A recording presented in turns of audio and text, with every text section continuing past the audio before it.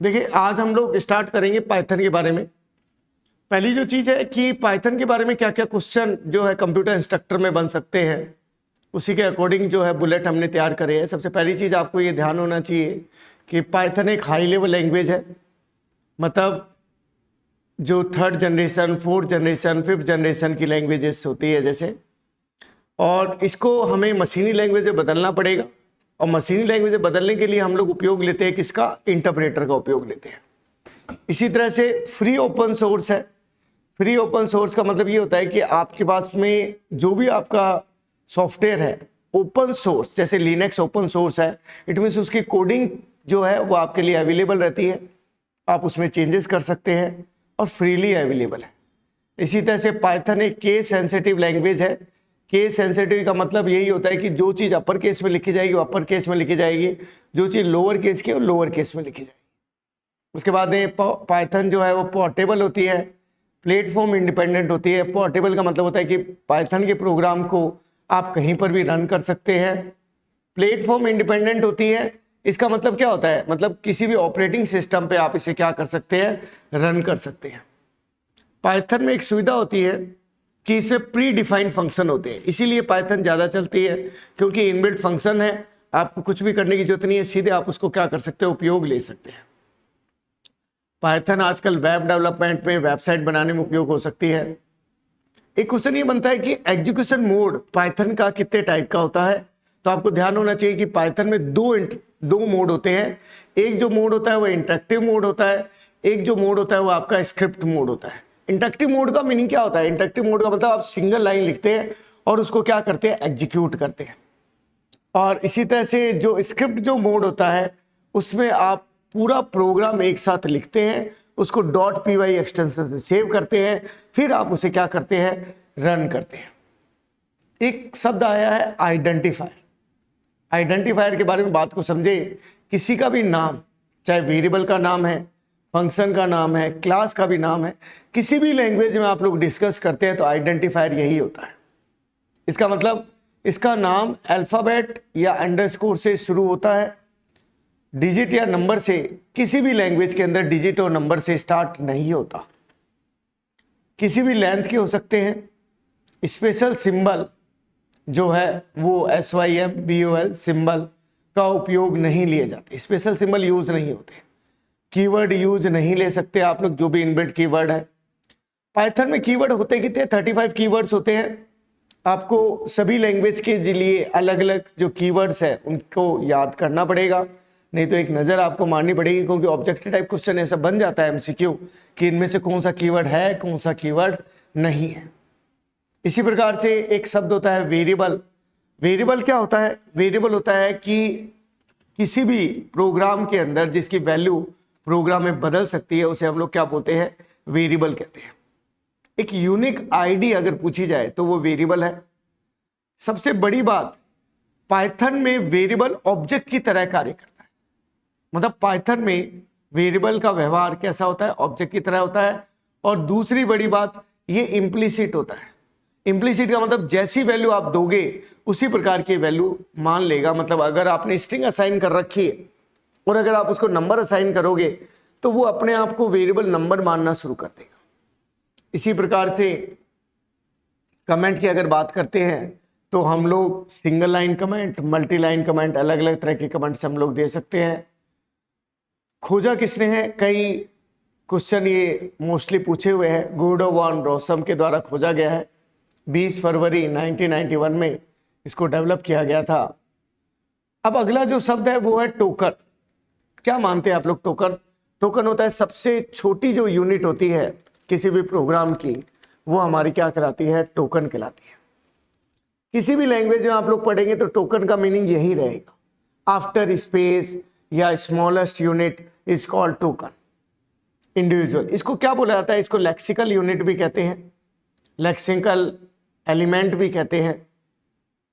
और निम्न प्रकार के टोकन होते हैं। कीवर्ड हो गया, आइडेंटिफायर हो गया, फिक्स वैल्यू या डेटा आइटम ये रखता है। अगर कोई पूछ ले कि कितने प्रकार के जो है लिटरल पाए जाते हैं, लिटरल क्या होता है? मोस्टली क्या होता है कि हम लोग जब मैथ के अंदर बात करते हैं तो हम कहते हैं कि एक हमारे पास में वेरिएबल है, एक हमारे पास कांस्टेंट है, वेरिएबल वहाँ पे अल्फ़ाबेट हो गए और कांस्टेंट वहाँ पे नंबर हो गए या कोई वैल्यू हो गई। लेकिन प्रोग्रामिंग के अंदर कांस्टेंट का मतलब होता है जिसकी वैल्यू पूरे प्रोग्राम में बदलती नहीं है, वो तो कांस्टेंट होता है। अब जो वैल्यू हम लोग असाइन कर रहे हैं, चाहे वो कैरेक्टर टाइप की है, नंबर टाइप की है, वो क्या कहलाएगी? वो लिटरल कहलाएगी। तो कितने प्रकार के लिटरल होते हैं? स्ट्रिंग लिटरल हो गया, न्यूमेरिक लिटरल हो गया, बुलियन लिटरल हो गया, स्पेशल लिटरल हो गया, लिटरल का कलेक्शन हो गया। नेक्स्ट है ऑपरेटर। अब सबसे पहली जो चीज है, स्ट्रिंग लिटरल क्या होती है? स्ट्रिंग, जैसे आप किसी भी लैंग्वेज में अगर बात करते हैं तो दूसरी लैंग्वेज में जो स्ट्रिंग जो होती है वो डबल कोटेशन में होती है और कैरेक्टर जो होता है वो हमेशा सिंगल कोटेशन में होता है। तो इसके अंदर सिंगल कोटेशन में या डबल कोटेशन में आप लोग उसको डिक्लेयर कर सकते हैं। नॉन ग्राफिक कैरेक्टर को शामिल करता है। नॉन ग्राफिक कैरेक्टर वो कैरेक्टर होते हैं जो कीबोर्ड से सीधे टाइप नहीं किए जा सकते, उनको ये शामिल करता है। और इसके अलावा बैक स्लैश एस्केप सीक्वेंस भी बोला जाता है, जैसे कि स्लैश हो गया सिंगल कोटेशन के लिए, सिंगल कोटेशन, और ये डबल स्लैश हो गया बैक स्लैश के लिए, न्यू लाइन के लिए, कैरीज रिटर्न के लिए, टैब के लिए, बैक स्पेस के लिए, फॉर्म फीड के लिए, ऑक्टल वैल्यू हो गई, हेक्साडेसिमल वैल्यू। ये आपको याद करने पड़ेंगे कि अगर हम टैब देना चाह रहे हैं, कैरीज रिटर्न करना चाह रहे हैं, तो जैसा क्वेश्चन होगा वैसे ही आपको ध्यान रखना है। स्ट्रिंग टाइप लिटरल जो होते हैं उसके अंदर देखो सिंगल लाइन भी होते हैं, मल्टी लाइन भी होते हैं। सिंगल लाइन के अंदर आप एक ही लाइन में सिंगल कोटेशन जो है वो आप लोग यूज करते हैं, और इसमें आप लोग डबल कोटेशन भी आप लोग क्यू से स्टार्ट करके यूज कर सकते हैं। तो सिंगल लाइन में जो लिखे जाते हैं बाय डिफॉल्ट अगर पूछ ले कि स्ट्रिंग में कैसे होते हैं, सिंगल लाइन होते हैं, और मल्टी लाइन कैसे बनाए जाते हैं अगर पूछा जाए एक से ज़्यादा लाइनों के लिए, तो हम लोग क्या यूज करते हैं? बैक स्लैश का। हम लोग ट्रिपल कोटेशन लगा के भी मल्टी लाइन जो स्ट्रिंग है वो हम लोग बना सकते हैं। नेक्स्ट चीज है स्ट्रिंग के साइज को, जो बैक स्लैश जो आप लोग बीच में लगाएंगे वो स्ट्रिंग के साइज में शामिल नहीं होता है। इसका मतलब याद रखने वाली बात जो है कि मल्टी लाइन भी स्ट्रिंग होती है, सिंगल लाइन भी स्ट्रिंग होती है, ट्रिपल कोटेशन ये भी हम लोग उसमें यूज कर सकते हैं, स्लैश का भी यूज हम लोग कर सकते हैं। जैसे कि ये एग्जाम्पल में आपको ट्रिपल कोटेशन से समझाया गया है, स्लैश एन से समझाया गया है, इसके अलावा स्लैश लगा के भी आपको इसमें अलग अलग तरह से रिपीट करा गया। नेक्स्ट जो चीज़ है वो होती है न्यूमेरिक लिटरल। नंबर के लिए बात चल रही है, जैसे कि इंटीजर हो गया, इंटीजर में साइंड इंटीजर हो गया, मतलब पॉजिटिव नेगेटिव दोनों तरह की वैल्यू लेगा। फ्लॉट हो गया फ्लोटिंग पॉइंट नंबर के लिए, डेसिमल के लिए, कॉम्प्लेक्स नंबर। तो अगर पूछा जाए कि भी न्यूमेरिक लिटरल कितने टाइप के होते हैं, तो आपको ध्यान रखना है कि 3 तरह के होते हैं, इंटीजर है, फ्लॉट है और कॉम्प्लेक्स है। इंटीजर का मतलब पॉजिटिव और नेगेटिव दोनों प्रकार के नंबर रख सकते हैं, बिना डेसिमल के रखता है। एक बेसिक सी बात आप हमेशा ध्यान रखना है कि अगर कोई 0 से स्टार्ट होता है तो वो ऑक्टल कहलाता है, और 0 मल्टीप्लाई से स्टार्ट होता है तो वो हेक्साडेसिमल कहलाता है। चाहे लैंग्वेज कोई भी हो, जरूरी नहीं है कि आप बात कर रहे हैं पाइथन के लिए, जावा में भी यही नियम है, C++ में भी, सी में भी, सबके लिए यही सेम रूल है। अब आगे बात करते हैं फ्लॉट। फ्लॉट भी 2 तरीके के होते हैं, सभी लैंग्वेज में सेम होते हैं, फ्रैक्शनल है और एक्सपोनेंशियल है। फ्रैक्शनल आप जो नॉर्मल तरीके से लिखते हैं, एक्सपोनेंशियल जिसमें आप इंटू 10 की पावर करके अगर आप लिखते हैं, जिसको ई के रूप में लिखा जाता है।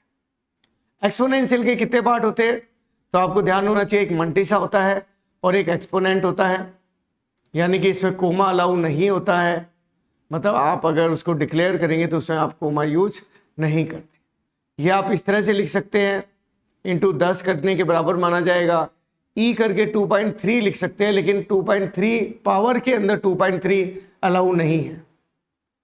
इसी तरह से E3 आपने लिख दिया, क्योंकि ये जो है कोई दिक्कत नहीं है इसके अंदर, क्योंकि इंटू 10 के पावर ये 3 माना जाए। नेक्स्ट अब बुलियन लिटरल। बुलियन लिटरल जो ट्रू या फॉल्स को लेता है। स्पेशल लिटरल, स्पेशल लिटरल के अंदर आपको ऐसे वेरिएबल जो होते हैं जिनको हम नन से असाइन कर सकते हैं, जिनके लिए हमने किसी भी प्रकार की वैल्यू असाइन नहीं की है। फिर होता है ऑपरेटर। ऑपरेटर क्या होते हैं? एज ए टोकन की तरह काम करते हैं, निम्न प्रकार के ऑपरेटर होते हैं जो ऑपरेंड पर क्या करते हैं, कार्य करते हैं। अब देखिए अपने डिस्कस करते हैं ऑपरेटर की। ऑपरेटर भी एक टोकन है। Arithmetic operator, assignment operator, comparison, logical, identity, membership और bitwise. Arithmetic operator plus minus multiply, ध्यान रखने के लिए आपको एक तो एक्सपोनेंशियल पता होना चाहिए, ये x की पावर y निकालता है। इसी तरह से x डबल डिवाइड आप जो देते हो फ्लो डिवीजन होता है, आगे मैं ढंग से इसको एक्सप्लेन करूंगा। फिर होता है एक्सपोनेंशियल के एग्जांपल, जैसे x मल्टीप्लाई मल्टीप्लाई y अगर करते हो तो 2 की पावर कितने निकाल देगा, ये 5, जो कि किसके बराबर है, 27 के। नहीं, गलत है। उसके बाद में है 19 डिवाइडेड 5 किया तो कितना आएगा, 3 आएगा। और इसी तरह से असाइनमेंट ऑपरेटर की अगर आप बात करते हैं तो सिंपल असाइनमेंट होते हैं और कंपाउंड असाइनमेंट होते हैं। ये इस तरह के सिंबल्स है, चाहे किसी भी ऑपरेटर के साथ आप उपयोग ले सकते हैं। अब बिटवाइज एंड जो होता है वो क्या कहता है, ये मैंने सी लैंग्वेज का जो ऑपरेटर चैप्टर है उसको आप ढंग से देख लेना, आज वाला वीडियो, उससे काफ़ी फर्क पड़ेगा कि 0 1 क्या होता है। 0 मतलब जब दोनों 1 होंगे तभी आउटपुट 1 आएगा। इसी तरह से और में ये होता है कि दोनों में से एक भी 1 होगा तो आउटपुट 1 आएगा। तो 5 का 101 था और इसका 011 था, तो रिजल्ट 111 आएगा, जो कि 7 है। इसी तरह से ये same to same C language में भी है, एज इट इज। एक्सओर का मतलब क्या होता है, एक्सओर का मतलब अगर दोनों डिफरेंट टाइप्स के हैं तब उसे 1 रीड करेगा। तो ये 2 ही डिफरेंट टाइप के कॉम्बिनेशन है तो 110, जो कि किसके बराबर होगा, 6 के। इसी तरह से शिफ्ट ऑपरेटर भी मैंने सी लैंग्वेज के अंदर समझा रखा है, थोड़ा आप देखेंगे तो इसका फॉर्मूला यही होता है कि 25 और शिफ्टिंग इस तरफ हो रहा है तो 25 डिवाइडेड हो जाएगा 2 की पावर 3 से। जितने भी शिफ्टिंग हो रही है वो 2 की पावर में कन्वर्ट हो जाती है, तो 3 बार जाएगा और 3 आ जाएगा, और इस तरफ जाता है तो मल्टीप्लाई हो जाएगा, मतलब 5 जो है वो आपके मल्टीप्लाई हो जाएगा 2 की पावर 3 से। किससे हो जाएगा, 2 की पावर 3 से मल्टीप्लाई। कंपैरिजन ऑपरेटर में आप कंपैरिजन करते हैं, क्या इक्वल है, क्या इक्वल नहीं है, क्या ग्रेटर देन है, क्या लेस देन है, ग्रेटर देन इक्वल टू है। इसी तरह से लॉजिकल जो ऑपरेटर होता है उसमें एंड हो गया जब दोनों कंडीशन ट्रू हो, और का मतलब जब कोई एक कंडीशन ट्रू हो, नॉट का मतलब होता है जो भी आपकी कंडीशन आ रही है उसका फॉल्स रिजल्ट दिखाता है। जैसे इसने 5 बता रखा है, 5 3 से भी बड़ा है, 5 10 से भी छोटा है, तो रिजल्ट ट्रू आना चाहिए, बट नॉट के कारण ये जो रिजल्ट है ये आपका क्या आएगा, फॉल्स आएगा। एक आइडेंटिटी ऑपरेटर होता है जो चेक करता है कि दोनों का एड्रेस सेम है। इज नॉट ये देखता है कि सेम नहीं है क्या, इसके भी हम लोग एग्जाम्पल देखेंगे। जैसे कि एप्पल ओ बनाना आपने लिया, एप्पल ओ बनाना आपने लिया, एक्स की वैल्यू आपने असाइन किसको कर दी, जेड को, तो इसका मतलब क्या हो गया, एक्स इज जेड। इसका मतलब दोनों के एड्रेस जो है वो क्या है, सेम। एक्स इज वाई, इसके एड्रेस सेम नहीं माने जाएंगे, जबकि value X equal to Y क्या है, सेम। वैल्यू असाइन करने से उनके एड्रेस क्या हो जाते हैं, सेम हो जाते हैं। इसी तरह से मेंबर ऑपरेटर में चेक किया जाता है क्या वो वैल्यू उसके अंदर प्रेजेंट है या नहीं है। जैसे कि मैंने कहा एप्पल बनाना के अंदर आप चेक करोगे क्या बनाना एक्स के अंदर है या नहीं है। इसी तरह से नॉट इन का मतलब क्या पाइनएप्पल उसके अंदर नहीं है, तो नहीं है। देखो एप्पल और बनाना की लिस्ट है और वो उसके अंदर नहीं है, तो उसका रिजल्ट क्या आएगा, आपका ट्रू आएगा। नेक्स्ट जो ऑपरेटर, जो बिटवाइज ऑपरेटर मैं अभी आपको बता ही रहा था, एंड हो गया, और हो गया, एक्सओर हो गया, जीरो फिर लेफ्ट हो गया, साइन राइट, ये सारे के सारे हमारे क्या हो गए, ऑपरेटर हो गए। ऑपरेटर में कोई ज़्यादा अगर आपको डिस्कस हो तो सी लैंग्वेज के जो ऑपरेटर टॉपिक है उसको आप ढंग से देखिएगा, उसमें ढंग से मैंने बोर्ड पे एक्सप्लेन कर रखा है।